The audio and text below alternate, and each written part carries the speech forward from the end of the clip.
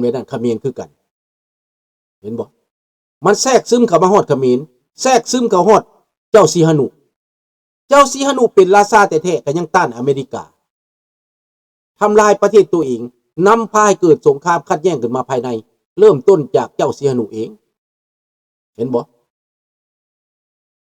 สบายดีสมผู้เจ้าเดี๋ยวจะเว้าเรื่องว่ามันเกิดเรื่องในโลกเป็นอะไรอเมริกาเห็นว่าความบ่สงบ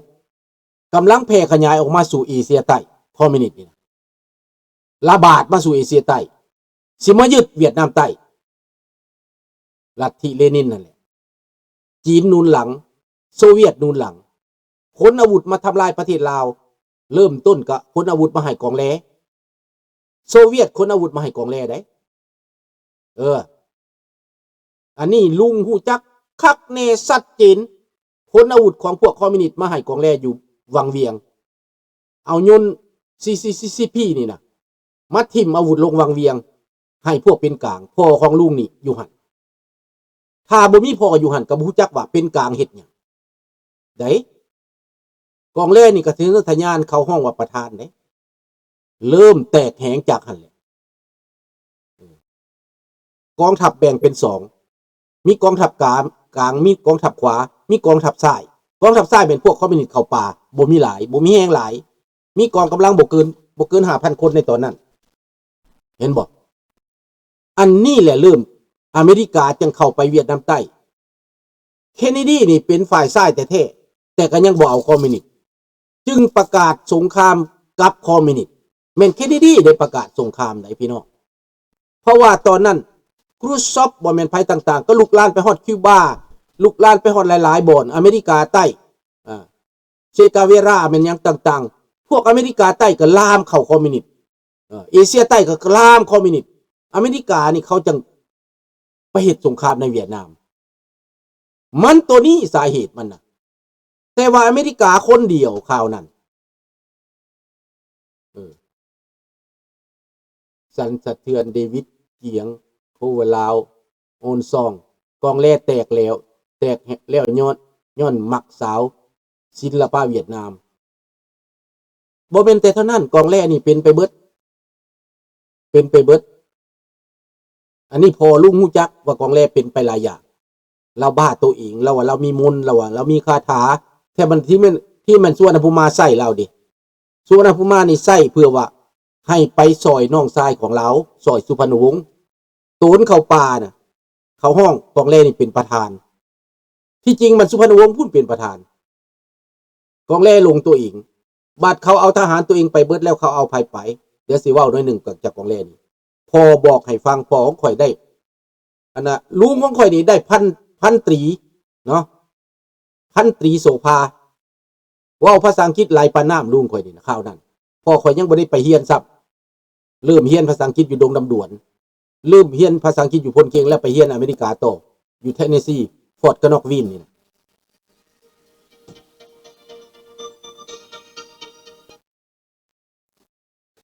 ฮัลโหลหลังจากข่อยแล้วเวียกเลยจังสิไปโอเคมาจังหน่อยก็ไปเลิกเวียกประมาณ11-12 โมงเด้อ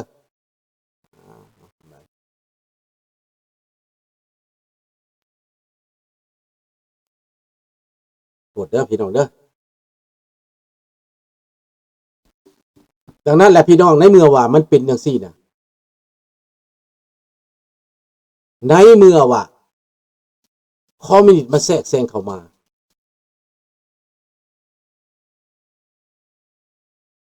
ผมเห็นเราไปตั้งธงร้านสร้างอยู่ฝรั่งมีธรรมดามันก็เป็นทุ่งนั่นแหละเฮาหนีมาภายใต้ทุ่งสร้างสามหัวนี้เฮาบ่ได้เอาเขาเป็นคอมมิวนิสต์เป็นทุ่งที่เข็นขา5วีเฮาดังนั้นพี่น้องกองแลเราก็ไปบ่นั่นเราบ่ได้เป็นตั้งทุ่งร้านสร้างกองแลบ่นับถือทุ่งร้านสร้างเด้กองแลนี่อุปโลกเด้เฮ็ดทุ่งตัวเองขึ้นมาทุ่ง12 ดาวน่ะทุ่งกองแลน่ะตัวหลอกคนไปอ้อมบ้านอ้อมเมืองคนก็หลงไหลไปลาวนั่นแหละมาแบ่งแยกการต่อสู้นั่นอยู่ในต่างประเทศนี่แม่นกองแลนั่นแหละ เรามาจากจีนแล้วตุ้มจีนมาโอ้ยประวัติของเรานะบ่แม่นน้อยถ้าว่าผู้ใดฮู้ความจริงแล้วรับบ่ได้ดอกพอของข้าพเจ้าตอนนั้นมีสั้นเหนือกว่ากองแลได้กองแลได้แต่ร้อยเอกบ่พี่น้องโทรมาบอกว่าไปเฮือนไปพี่น้องเพิ่นมาแต่อเมริกาบ่แม่นผู้สาวผู้เสิร์ฟดอกเด้อลูกหลานเด้อพอไปกินข้าวเที่ยงนำกันเขาเจ้ามาแต่ต่างประเทศเอาไปส่งเขาเจ้าเนาะแขกมานั่นแหละพี่น้องบ่แม่นทุ่งนาตู้เราอยากเห็นแบบ12ดาวยุโรปแล้วก็เห็นทุ่งนาขึ้นมาเนี่ยเราเห็นแบบนั้นแหละในเมื่อเป็นแบบนั้นพี่น้องลาวเฮาถูกแบ่งกองกำลังแล้วกองกำลังเป็นกลางครึ่งหนึ่งบ่แม่นครึ่งหนึ่งทั้งหมดกองกำลังเป็นกลางนะที่จริงแล้วบ่แม่นเป็นกลางกองแรกเฮ็ดให้มันเป็นกลางประกาศเป็นกลางแต่ไปอยู่นำคอมมิวนิสต์พูดไปอยู่ทงหินซำเหนือเสียงขวางพูดโฮจิมินห์มันก็ไส้แหละสุดท้ายแล้วพวกกองพันที่2นี่มันตื้อได้แล้วมันโอบอ้อมได้แล้วมันล้มได้แล้วเข้าใจแล้วมันให้คำมั่นสัญญาว่าสิให้ผลประโยชน์แล้วมันก็จัดการกองแรกแล้วบัดนี้กองแรกก็อยู่บ่ได้หนีไปจีนไปอยู่จีนกองแรก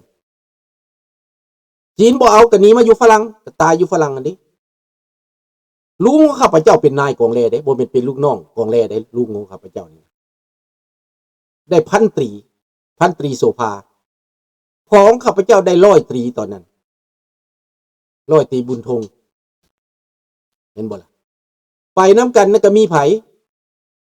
มีเดือนสุนราชในเดือนสุนราชนี่เป็นนายหมู่ก็ได้พันตรีคือกันเดือนสุนราชที่ข่าวนั้นกองแรกนี่ได้ร้อยเอกแต่ได้เป็นนายหมู่ได้เป็นประธานเพราะเหตุการณ์ปฏิวัติกองแรกเหตุการณ์ปฏิวัติแล้วก็ขึ้นสั้นตัวเองเป็นนายพลนั่นแหละมาตัวคนอยู่เฟรสโนนั่นแหละคนอยู่เฟรสโนก็แฮ่แหละ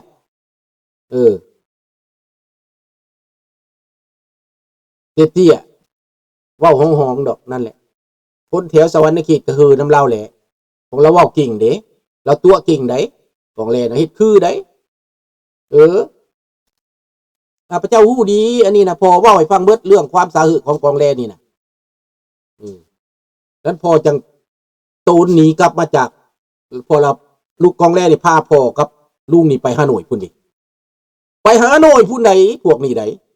กองแลนี่นะไปกับโฮจิมินห์พุ่นใดแม่นกองแลเด้อมั่งลาวเฮานี่ก่อนเฮ็ดให้แตกแยกนะแล้วก็หาว่าเป็นขวาเป็นซ้ายเป็นกลางแล้วบาดนี้ฝรั่งกระหนุนกองแลเพราะว่าคัดกับอเมริกาเด้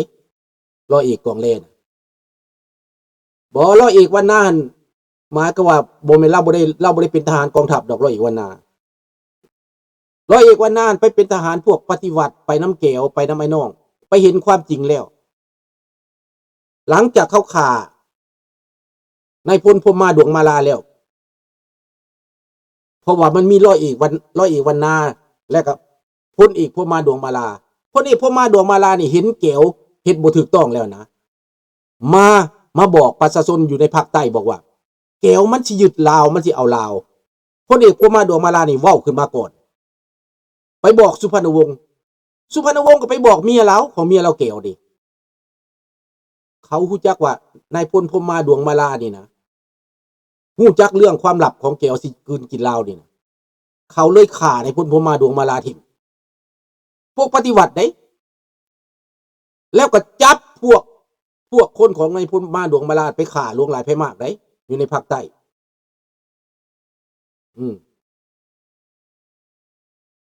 บัดนี้ร้อยเอกวันนากับร้อยบัวเรียนนี่เป็นลูกน้องของพลเอกพรหมาดวงมาลานี่พลเอกของปฏิวัติอันนี้บ่แม่นพลบ่แม่นนั่นน่ะร้อยเอกในอันนี้ได้พวกป่าได้นี่น่ะมันไปได้สั้นจากแก้วจากนั่นผู้ใดให้มันน่ะพวกนี้น่ะบ่แม่นกองทัพได้จังได้เข้ามาสวามิภักดิ์ร้อยเอกวันนาน่ะแล้วก็ไปเบิ่งในไผอยากเห็นวิดีโอก็ได้มันบ่แม่นผลประโยชน์เพื่อสงครามอันใดดอกอันนี้มันผลประโยชน์ของแก้วสัตว์ผลประโยชน์ของแก้วไปเป็นลูกน้องแก้วไปเป็นสมุนแก้ว แก้วจะยึดข้องเล่าแล้วมาบอกร้อยเอกวรรณากับร้อยเอกโบเลียนนี่นะเห็นบอกดังนั้นกองแรกเป็นเครื่องมือเขาในที่สุดกองแรกก็คัดขวางหมู่เตี้ยเล็กแงกคัดขวางหมู่มาการกรวมมือต่อสู้ในต่างประเทศนี่กองแรกก็เป็นคือเก่าเป็นแบบใดอยู่ในป่าเป็นบ่ใดในการต่อสู้กองแรกก็เป็นแบบนั้นหมู่ของกองแรกกับร้อยเอกคำบูนี่ก็ถือเขาจับใส่กระเป๋าข้ามไปเมืองลาวตัวตายหรือยังหรือว่าเอาไปเพื่อไปล่างสมองบอกเพราะว่าอาจจะนั่นนะอีตากร้อยเอกแจ้งนี่นะลูกน้องคำบูนี่นะมาเป็นในพลแจ้งนี่แม่นพวกเป็นกลางทั้งนั่นแหละแม่นลูกน้องพ่อของลุงเบิดแหละในหันตะกี้นะพวกนี้นะเขาไม่ได้เป็นร้อยเอกดอกตะกี้นะตะกี้ก็10 ตีแจ้งจ่าแจ้งเขาสร้างขึ้นมาเพื่อให้ทำลายกันอีกท่านเว้าไปแล้วมันก็เจ็บใจลูกหลานเอ้ยมันเจ็บใจเขาสร้างให้เจ้าเป็นแบบไหนให้เจ้าแตกแยกให้เจ้าอ่อนเอแล้วก็แทรกแซงเข้ามา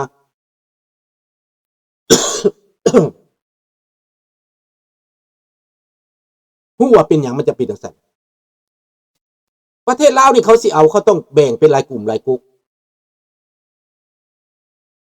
ฝ่ายขวาเขาก็แบ่งไปเป็นแนวหนึ่งฝ่ายซ้ายก็แบ่งไปในหนึ่งทูตแต่ละประเทศนะกลายเป็นนักสื่อสอนแนมเบิดทูตแก้วทูตจีนมันก็เป็นแบบนั้นแล้วฮอดนะมาอยู่ในฮอดประเทศไทยไปไหนพวกนี้นะการเคลื่อนไหวของเขาแบ่งแยกทำลายแล้วเพื่อปกครองนะเป็นแบบนั้นความมือสองกองแรนี่เป็นตัวแตกแยกก่อนหมู่เมื่อเป็นตัวนี้เป็นกองแรนี่กองทัพลาวออเนกองทัพปาราออเนแต่ก่อนปารานี่เนี่ยพวกทหารปาราทหารเซโนทหารซอนนี่เก่งแต่ในเมื่อมันแตกกันแล้วประเทศลาวก็ออเนคนเบิดประเทศลาวนี่ทหารที่เข้มแข็งที่สุดแม่นแขวงสะวรรณเขตทหารของภูมิทหารของกองแรก็เป็นลูกน้องภูมิเป็นลูกน้องภูมินอสวรรค์แต่กองแรนี่หักหลังเพื่อผลประโยชน์ของฝรั่งเศสภูมินอสวรรค์นี่รวมมือกับประเทศไทยกับอเมริกาภูมินอสวรรค์เห็นบ่อันนี้เรื่องของมันเป็นแบบนี้พ่อของลุงนี่กับลุงของลุงนี่ไปฮานอยเห็นท่าเทศเลยจังได้เขาว่าสวรรค์แบบมาเว้าความจริงให้รัฐบาลฟังแต่รัฐบาลส่วนหน้านี้บางครั้งก็ไปทางอเมริกาบางครั้งก็ไปทางฝรั่งเศสบางครั้งก็โอนเอ็นไปตามน้องชายตัวเองเว้าก็น้องชายค้ำประกันได้ว่ายุดศึกความเป็นกลางนี่บ่ให้อเมริกาเข้ามานะบ่ให้อเมริกาเขามาตั้งฐานทัพในลาวนี่เนาะยุดสงบศึกแล้วเจ้าก็ได้เป็นใหญ่คือเก่าอ้ายเอ้ยเจ้าเป็นนายกคือเก่านั่นแหละสุพรรณวงศ์เว้าได้อ้ายก็เชื่อแหละเขาเห็นกันก็กอดกันจอดๆแหละอ้ายน้องกันเขาเว้ากันอยู่มันก็ไปแต่งตั้งเอาไผไปแต่งตั้งเอาไผไปแต่งตั้งเอาขมวนบุภาคนของไกรสอนที่แทรกแซงกันมาดนแล้วไกรสอนบอกให้ขมวนบุภาเตรียมการไว้เมื่อใดอ้ายรวมมือกับน้องเพิ่นเขียนจดหมายข้าพเจ้ายังเก็บไว้อยู่บ่ลายมือของไกรสอนคักแน่ข้าพเจ้าเก็บไว้นี่นะเขียนมาเมื่อใดอ้ายรวมมือกับน้องอ้ายจะได้เป็นใหญ่สูงสุดจะได้เป็นผู้บัญชาการกองทัพแห่งชาติจะได้เป็นผู้แทนที่สำคัญเพราะว่าอ้ายมีความรู้คำวนบุภามีความรู้ไกรสอนนี่เฮียนจบแต่บักซื่อจบบักอยู่ฮานอยไกรสอนแต่ย่อคำวนบุภานี่ว่าเป็นคนสำคัญเป็นแนวนั้นได้พี่น้องคำวนบุภาจึงได้เฮ็ดตามคำสั่งของไกรสอนเวลารวมกันแล้วเจ้าต้องหาโอกาสปลดพวกฝ่ายขวานี่ลงยึดอำนาจทางอ้อมปลดอาวุธแล้วก็แปลว่า ก็ยึดอำนาจเริ่มต้นปลดอาวุธก่อน